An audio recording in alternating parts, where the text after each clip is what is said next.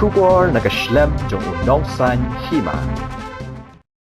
Ban Pyndep pensa iki sentiu ki skut, ya ki Mrad ki mereng bat ki klau ki betam.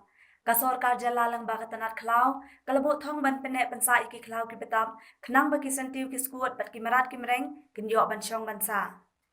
Nakalyang u principal secretary katanat klau, ubak di piwa lang, habakren hakasengi penkut ya kata yolek kemen katanat wildlife, ulaong baka Sorkar kadon ya ka jingtmu, ban kentiu ya kakam jungok kai perthai haribhoy, leng bakan Nongkhyllem reserve, kenang bakipat ba kenyo ajeng mentoy. Ulaong ru baka day kakam ram jong kipat ba kibasyong basa, hakini kithan ban syem kia halor kani. Nakalyang u James PK sangma habakren hakani kasngi, ulaong bahaka jung yo ijong u kalong kaman jong ki jaka patkai bapher haka jala, kendai ba ay jong mentoy hadu kata-kata. Ulaong ru bangi day ban yadai ki Mrad ki mereng, ki klau ki betam bat kani kalak ban urlong, tang ladangi don ki klau ki ban Pyndep pensa. Nakalyang ka Sorkar kabuk ru ya ka Thong, bayakan ni ka Nongkhyllem reserve, on Pyndep no kloy, kenang bay ki Mrad ki bapelat im on lak ban net bu no, hagi ni ki jaka bakin yo ban yad lat luan.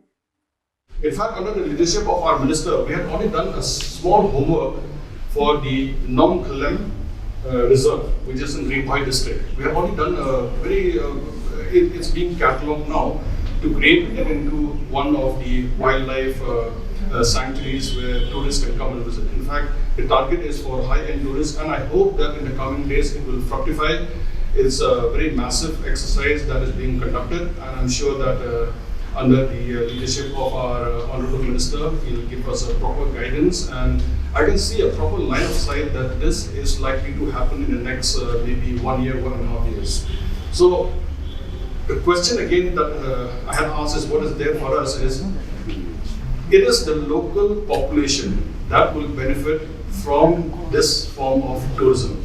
Whether it's in Nongkhyllem, whether it's in Nongkhyllem in Garo Hills, whether it's in Palpakram, eventually if high-end tourists come, they will spend the money and livelihood will be ensured for the local population. So therefore, it is our bounden duty, mine and yours, to protect wildlife and ensure that there is overall optimal solution to all the problems that we have right now. We have seen all across the world, without community being taken into confidence, without making sure that all our interventions result in a win-win situation for everybody, for all the stakeholders, for the government, for our forest department, and for the people who live around the periphery of our reserves, our forests, our national parks. Unless we make it a win-win, we cannot succeed in our conservation efforts.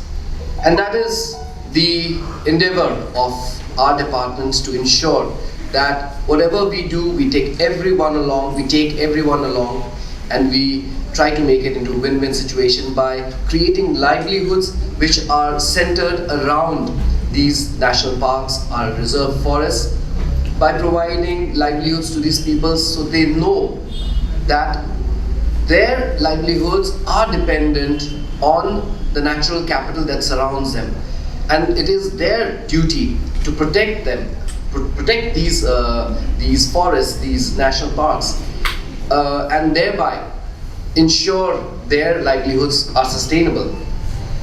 And for this, we have sanctions we have got from the government of Meghalaya, from government of India, which have been accorded to utilize the part of the money available in the state compensatory afforestation fund to strengthen the ecotourism infrastructure in the national parks, in our wildlife sanctuaries, in our zoos, in our parks and gardens, which are managed by the government. These sanctions include operationalization of the existing nature interpretation centers at Palpakram National Park, Lady Hydri Park, Lum Nehru Park, and by provision of requisite exhibits and establishment of a new nature interpretation center at the Narpu Wildlife Sanctuary.